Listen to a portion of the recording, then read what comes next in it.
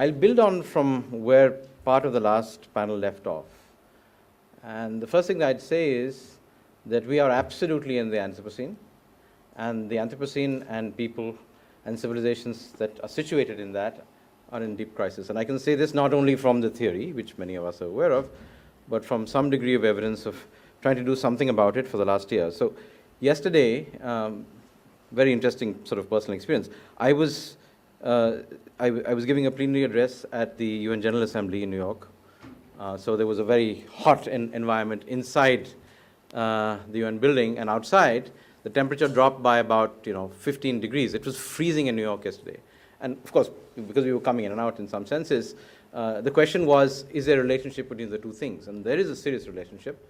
The relationship is climate variability. It isn't climate changes yet. So what we were seeing yesterday was, in that environment, an experience of significant impact that human beings are having on the world. But the more interesting thing was what was happening inside, and it's tied very closely to some of the questions that we heard in the last session, especially what Anita was dealing with. And that is, how do we actually get through this century without a serious crash? And I'm going to be speaking somewhat colloquially in this sense, but that's a challenge that we've been dealing with over the last year. And I was surprised because I haven't had the opportunity, not many people have, of addressing the General Assembly and so many countries there, at the quality and the level of the debate. I was actually, and this is on, I believe, on video, you can see it. About 100 years ago, we had about 1.5 billion people in the world. At the moment, we have 7. We're going to touch somewhere between 9 and 10 before we peak out. And to my mind, because I spent much of the last year part of the process of trying to help define sort of a new path for development, starting in 2015, the UN has this mandate to sort of restructure the way that development is done, not only for poor people in poor parts of the world, like us, or at least some parts of India, but for everybody across the world. And this is a very, very serious challenge. It's not only a challenge of operationalization that we heard Nandan dealing with, doing things quickly and rapidly, etc., but also a fundamental epistemic challenge. And I think there is a very close linkage between the challenges that we have, political, which is happening across the world, economic, we're in the middle of a very severe downturn, which may be, as some people have said in the last week, almost as bad or worse than 29. But also centrally sociocultural. And in a country like India, or in a region like South Asia, where these changes are happening so rapidly, we actually don't have an adequate understanding of how all of it is meshing together. And where does it come together in instrumental terms? So what we were debating yesterday was, what are the 10 major things, or the 8 major things that the entire world system, or at least the nation states of the world, and the private sector is sitting not far behind because they're looking at how the economic system is going to work. What are the 8 or 10 most important things that we're going to do over the next 20 years? And there is some degree of agreement on one across all the countries of the world, and that is that we have to end extreme poverty. Now, this is not a trivial challenge. This is something that has been with us for the last 2,000 years. It's certainly been with us, and Marx and Engels did their work, starting with Manchester and so forth, et cetera, et cetera, et cetera. The question is, to do that, what are the kinds of ways of knowing and systems of education that enable us to not only address it by producing people who can address that question as professionals, but also systemically change the environment that creates, because poverty also is something that's both socially and economically structured and created. So to my mind, we are almost at a 68th moment. I mean, we may not be at a 68th moment, but we're close to this. Certainly in this country, and we can see that politically. We can certainly see that economically. And of course, because I work on that a lot myself, as far as the environment is concerned. So one of the core questions that I'd like to ask you here is, what is the relationship between the systems of education and knowing that we have created and the challenges that we're facing in the real world today? So whether it's 2008, and I was actually there on Wall Street the day that the crash happened. So you can see the buildup of how we've created knowledge around business schools, the construction of economics, and that linkage between knowledge systems and actual practice, or the global environmental challenges that we deal with. I work very actively on climate change. I'm one of the lead authors of the new IPCC report on that, and we can see that what we're doing today is absolutely unsustainable. And being absolutely unsustainable in a world which has 7.5, 8 billion people means a lot of emergent mortality. I mean, that's what it means at the end of the day. So it is in many ways the ways that we look at the world, the way that we see and understand things, that has helped us construct some of these challenges, and also, of course, the great opportunities that sort of Nandan spoke of a little bit in some ways. So, at an instrumental level, as far as IIHS is concerned, I'm not going to make a plug for IIHS here. We're interested in the liberal arts and sciences question for two reasons. The first is that we're trying to build, and we're trying, I mean, the word is both underlined and in quotes, we're trying to build the first interdisciplinary institution of its kind in this country. And the reason that we're trying to build an interdisciplinary institution is because the nature of these problems in a complex, emerging environment, so, it's a complex system, is impossible to break down into conventional post-enlightenment ways of knowing. Okay, it's impossible to do it. So the kind of things that Anita showed us in real life, because the classroom and the real experience is where we need to engage and develop stuff, does not allow us to do that, because both in the lived experience of the people who are going through that process and enabling the change, that's not the way that life is either experienced or known. So that's and to build an interdisciplinary institution, we chose to open it up to people from all disciplines. And there we have a very interesting dilemma. The challenge, in some senses, and I completely agree with the earlier discussion, starts with early childhood education and in the school system. As far as our system as we built at the moment. And we have a very, very serious crisis here. So the crisis that we're seeing in the real world today reflects an earlier crisis of both imagination and practice in our education, starting with early childhood, going through what we've now universalized now into elementary education, and then into the higher education system. So it's a continuum. We cannot look at it as something that is fractured. So it's very tragic in some senses, unlike some of the more interesting universities and other places, that most of our higher education institutions in this country do not have lab schools connected to them. There is no continuity on campus, or very, very limited continuity.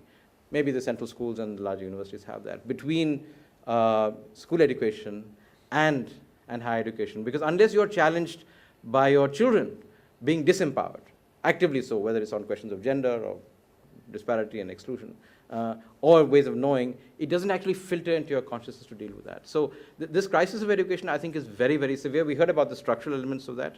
And I think the core question here is, it's about attempting to teach using frameworks that are disconnected and divorced at multiple levels with the realities that we're working with. And I don't have to go with it. We're speaking to the converted here. And the challenge, of course, is that if you're doing that, and you're doing that very rapidly, and we've done this in India since 95 onward, as we've tried to, with the SSA, tried to sort of universalize school education. If you have a replication error, the replication error now deals with hundreds of millions of young people. I mean, the population of this country was sort of 300 million at the time of independence. If you have a replication error now in that system, you're replicating it over a population that's almost the same size of this country when it became independent. So there's a serious challenge there. We can't take this lightly. So the question of scale is very important, but trying to look and sort of trying to address that is sort of very, very critical. In some senses, this should be the golden age of education in this country. Fine. We have, like we heard earlier, half the population below 25, 2/3 of the population below 35, and we have a long life expectancy. Fine. So in 47, life expectancies were under 40. Now they're touching the late 70s, and they're going to extend themselves. So even in terms of reimagining what education means for the young, for the not so young, and for people who want to continue to engage with life and with society, is something that we haven't addressed. And in some senses, I think the questions of what the aims of education are, the questions of ethics and process, and very critically, questions of pedagogy are something in which we're struggling with at the current point of time. So our instrumental reason to engage with this is very simply, when you try and bring in into a graduate program, and that's what we're trying to do at the moment, people from 7 or 8 or 10 disciplines, how do you bring them together and try and build a sense of understanding of both the world and how things are constructed, without being caught in the canon which has created the problem in the first place. And that's a serious challenge. And I think this is not only a challenge in how liberal arts and sciences has sort of dealt with it, but how we are going to apply it in our current context. So that's sort of one reason, one challenge. And this is not easy, because even in simple instrumental questions, how do you judge entry into a program? In India, the last time that a school learner has gone through something that has both the social sciences and the sciences, et cetera, is in class 10. So when you're measuring entry across multiple disciplines, do you take class 10 as a basis? And then if you're doing that for undergraduates who've not done that stuff for 5 years, is that a fair way to actually do it? What are you measuring? Are you measuring the ability to learn, the ability to engage, to question?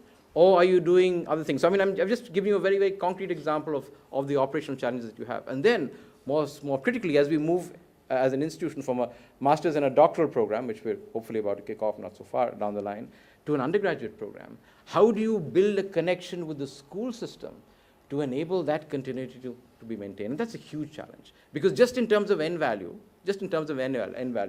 when we're reaching out to undergraduates who are coming into a graduate school, we're talking about 10 to the power of 3, 10 to the power of 4. We're talking about 10,000, 20,000 institutions in this country. But when you're looking at the school system, we're talking about, it's a very, very large number. And the curriculum frame is only one part of that question. So I think we need to start thinking of these questions, because you cannot get away with them, and you cannot do minuscule things. We've been doing that for too long, because as I said, the transcription errors are very, very serious, and it leads to both social and political outcomes, which I don't think the country can afford, and most of us would be very unhappy with.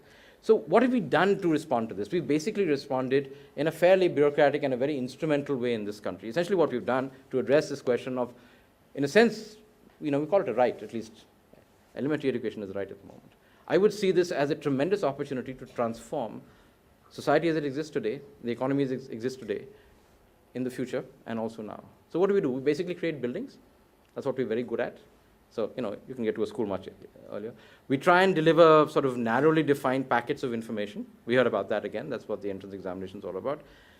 And we do that with extremely poorly educated and worse motivated teachers. I think the real crisis that we have at the moment is with teachers and teacher educators, both in the school system and in the higher education system. And this is something that I think, even if liberal arts education didn't do anything else in terms of mass education, if we were to address this in terms of educators, just that, and we're talking about whatever it is, 2.5 million people, or 5 million people, depending on which way you go, that itself would make a dramatic difference. I would say that as a single project of this community would be something that would be very useful, and it would be both in service and pre-service. It would make a radical difference. And we know the operational challenge that we have in many parts of the country.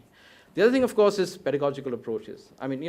Chalk and talk was a revolution in the mid-19th century. You could look at what happened at the Harvard Law School when chalk and talk came in, and there was but you don't have to do chalk and talk anymore. So I think exploring new pedagogic approaches, and this is something that we really work on very hard. In fact, one of the big challenges that we have pedagogically as far as our team is concerned is to enable the process, very simply, of team teaching. How do you actually bring into the teaching learning environment, not the classroom? Because for us, the campus is actually the city, because fortunately, unfortunately, we work on urban questions, not in a narrow sense, but in a wide sense. How do you actually bring the process of learning both to the so-called educator and the so-called educatee? So it's very important. So in fact, in our own discourse, we never speak of students, because to our mind that seems going back to a sort of a 19th century idea, part of the early modernization experiment. But we really try and focus on learners, and they're learners on, in all sort of along all points of the compass in the room. So looking at pedagogic processes is very critical.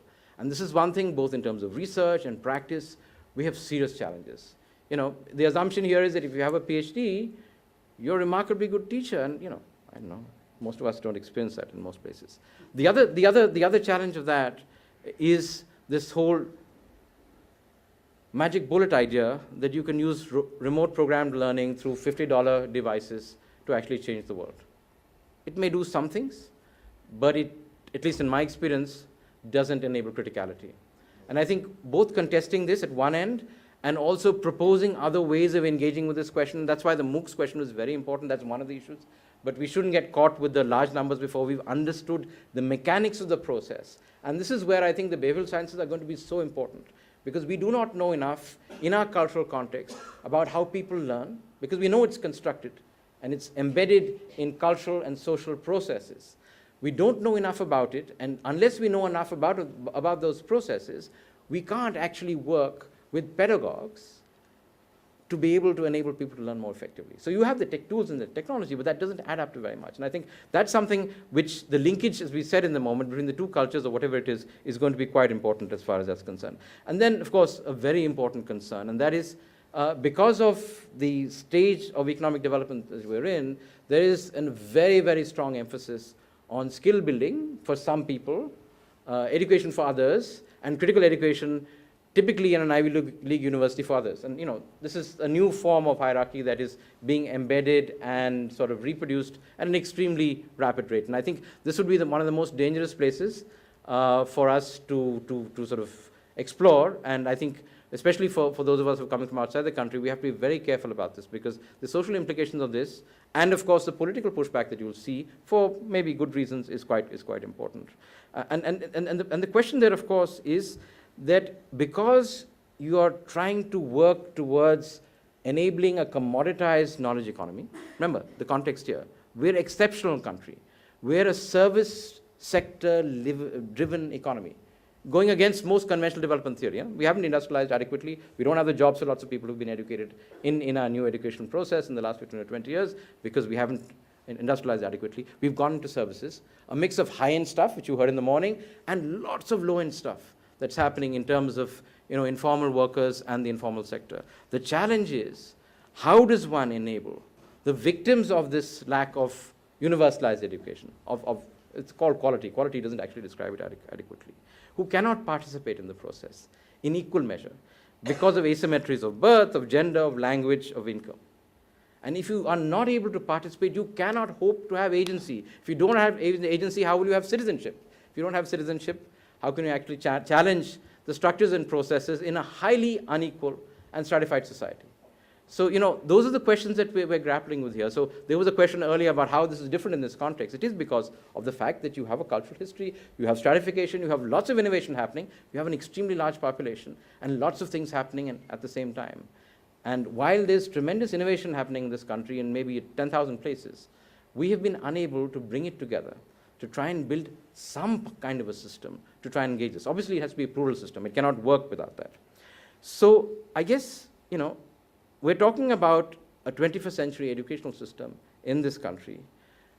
And to be able to power that, you have to really understand how knowledge is created and socially reproduced. And here again, I'll come back to the pedagogic question, which is really it's really surfaced. So we have a folk pedagogic culture here, which is very old. It's 5,000 years old.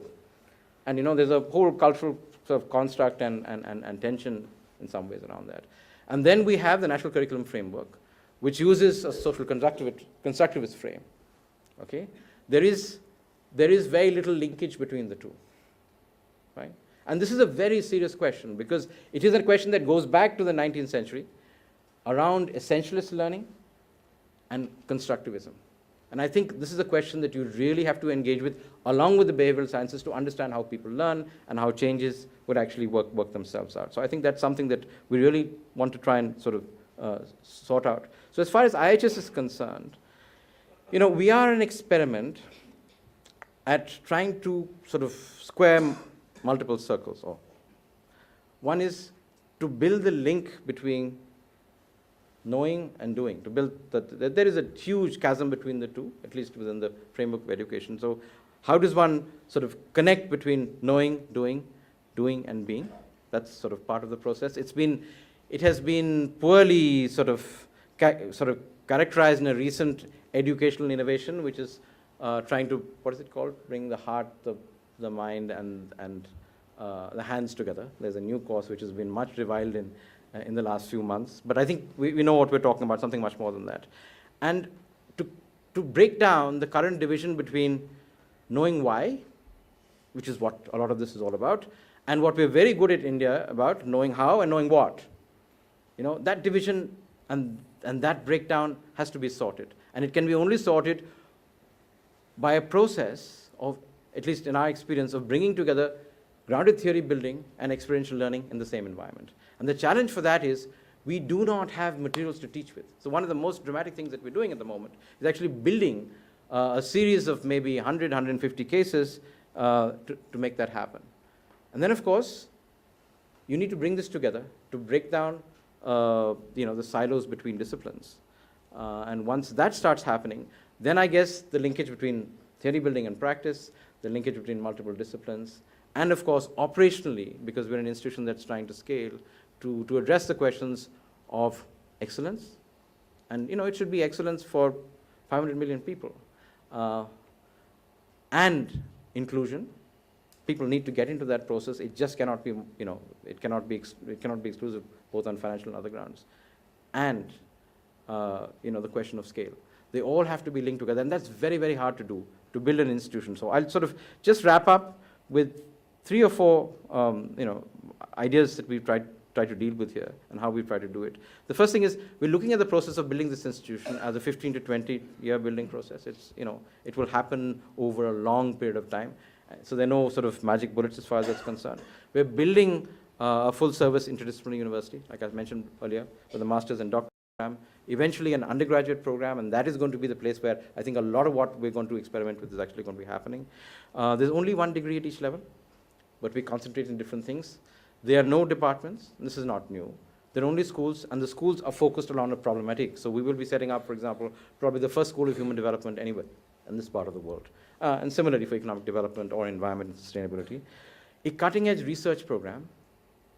So this seems contradictory in the Indian context, but a cutting-edge research program for many reasons. I mean, research is value in itself, but fundamentally because we do not have the materials to teach with which relate to the changing context that we're trying to address, the knowledge structures that we're trying to sort of challenge, and be able to deal with the questions of scale. The most fundamental challenge we have is actually to both find and re-educate ourselves to become the kind of people who practice what we want our learners to be able to do. Because if you don't practice that in your everyday life, in your sort of day-to-day engagement, you'll never be able to try and educate somebody to do something differently. So I'll stop there. Thank you very much.